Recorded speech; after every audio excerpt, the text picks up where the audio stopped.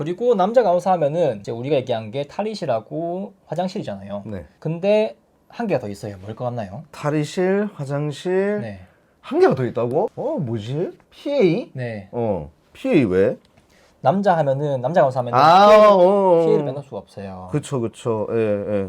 여자 간호사도 피해를 하긴 하지만은 저는 남자 간호사 하면은 피해를 많이 간다. 그런 인식이 저는 있거든요. 실제로 저는 경험하고 목격하고 해가지고 119도 가는 사람도 있지만은 간호자체에서 이제 남자 간호사들한테 이제 후배나 동기 선배들한테 피해를 권유하는 그런 걸 좀 보고 듣기도 했거든요. 나도 피해 권유받고 다 했어. 병원에 입사하고 부서 배치를 받잖아요. 요즘에는 남자 간호사도 병동에 뭐 간다 얘기하는데 과거에 우리 때는 그 특수부서만 보통 고려했잖아요. 네네. 제 주변만 하더라도 남자면 진짜 응급실이나 중환자실, 수술실 뭐 이렇게 가야 된다, 한정적이다 그런 인식이 좀 있었거든요. 이제 만약에 특수부서 가는데 거기서 적응 못한다, 일머리가 없어가지고 업무가 영 아니다, 그러면은 로테이션을 시켜야 되잖아요. 그렇지. 그 사람이 적절히 할 수 있는 그런 부서로 이제 그럴 때 고려하는 게 간호부에서 피해를 이렇게 권유한다고 하더라고요.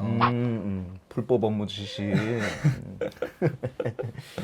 이제 만약에 제가 그 입사해가지고 일을 잘못했다면은 피해 이야기를 듣지 않았을까. 그렇지. 한때 일을 잘하고 있었는데 어느 누가 피해할 생각 없냐 그런 얘기를 너지 저한테 또 하기도 하더라고요. 네. 부서에서 안 된다 못 보낸다 그런 얘기를 해가지고 그 뒤로 얘기는 안 나오긴 했는데 저도 한번 듣기도 했어요.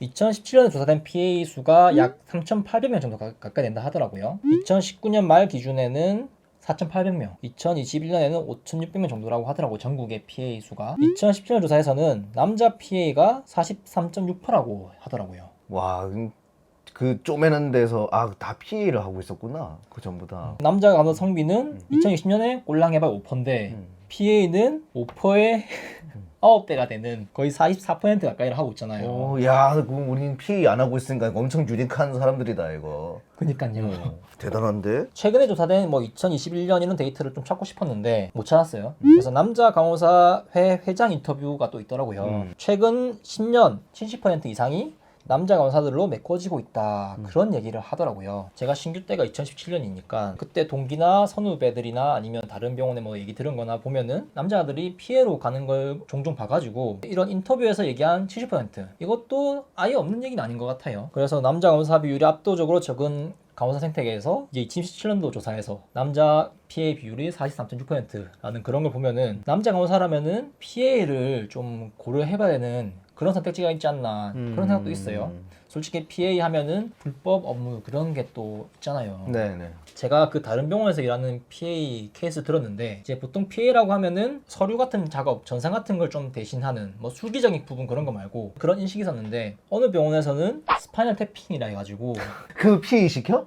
네. 야, 그거 잘못하면 나가 이거. 안 돼, 그러니까요. 이거. 의사들이 와가지고 진짜 이렇게 막 엄청 심하게 고대 트레이닝 하는 것처럼 이렇게 하는데 그래가지고 이제 허리 쪽에 있는 그거 액을 빼내는 건데 그거를 피해를 시킨다 그런 얘기를 하더라고요. 야, 그건 좀 위험한데. 직접 본 게 아니고 들은 얘기라 가지고 아니, 그런 게 있다고 하더라고요. 근데 이게 진짜 왜 문제냐면은 물론 스파이널 태핑 말고도 우리 그냥 IV 하다가도 문제가 생길 수가 있어요. 근데 뭐 그런 것들은 간호사가 책임을 뭐 지면 되지만 스파이널 태핑 같은 거는 진짜 이 닥터의 영역인데 이걸 하다가 문제가 생긴다? 이 책임 누가 질 거야? 그 시킨 사람이 할 거야? 아니면은 그 찌른 사람이 할 거야? 이거 누가 책임져요? 이런 이슈가 거의 없어서 그렇지 한 번 나면은 이거 엄청 법정 싸움은 빡세게 들어갈 건데. 그니까요.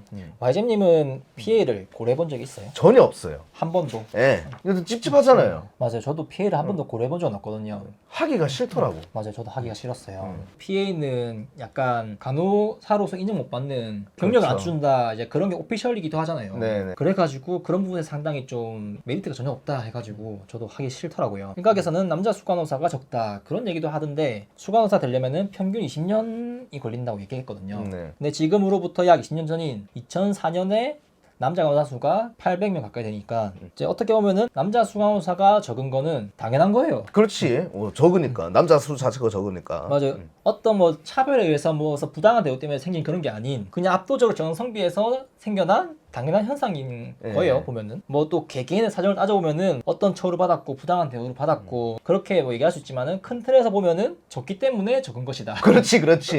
이제 막 남자 비율이 눈에 띄게 늘어가지고 물론 10년 뒤나 20년 뒤에는 달라질 수도 있어요. 근데 현재는 이렇고 이미 또 환자의식 꽤 채워 있는 사람들, 이제 힘 있는 사람들, 네. 기득권층 기득권.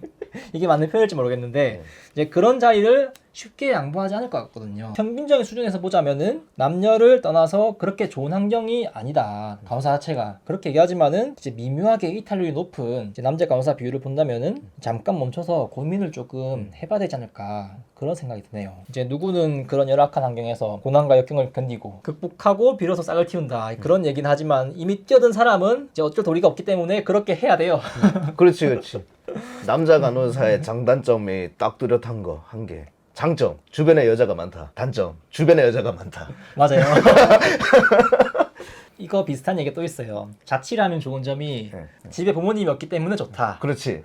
단점이 부모님이 없기 때문에 또 단점이다. 그런 게 아, 있더라고요. 맞아. 약간 좀 그런 느낌이야. 그런 느낌으로 얘기한 거예요. 이제 만약에 아직 남자 간호사를 고려하고 있고 뛰어들기 전이라면은 이제 이런 요소들을 좀 고려해가지고 계획을 세워야 되지 않을까.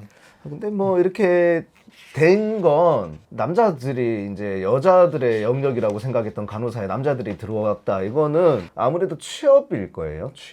취업률. 취업률 때문일 거예요. 남자는 어떻게든 뭐 직업을 가져서 가정을 꾸려야 된다 이런 것들이 강하다 보니까 예전에 그런 얘기를 들었어. 미화원이 이제 또 공무원이니까 근데 한참 공무원 붐이 일어났잖아요. 그때 막 고려대 출신 막 이런 사람들이 미화원 이런 데 엄청 막 지원하고 막 그랬던 얘기가 있더라고. 약간 전 좀 그런 현상이지 않을까 싶어요. 취업 때문에. 이렇게 저렇게 찾아보니까 오, 이 취업률이 좋구나. 간호학과 정원도 많이 늘리는데 해서 이제 남자 여자 할 거 없이 그냥 많이 들어왔다고 생각을 하거든요. 제가 어떻게 보면은 이 간호학과 베이비붐 세대에 그런 세대에 이제 태어난 자식이에요. 어떻게 보면 이제 그 시대를 살아가고 있는 사람이 느꼈을 때 간호학과에 왜 왔을까? 내가 무슨 나이팅게일에 대해서 뭘 그런 꿈이 있었겠어. 병원 냄새는 맡아본 적도 없고 저는 그냥 취업 잘 된다고 해서 온 것뿐이에요. 주변에 형님들 보니까 아 나는 옛날부터 간호사가 정말 멋있고 뭐 이런 사람 없었어. 그냥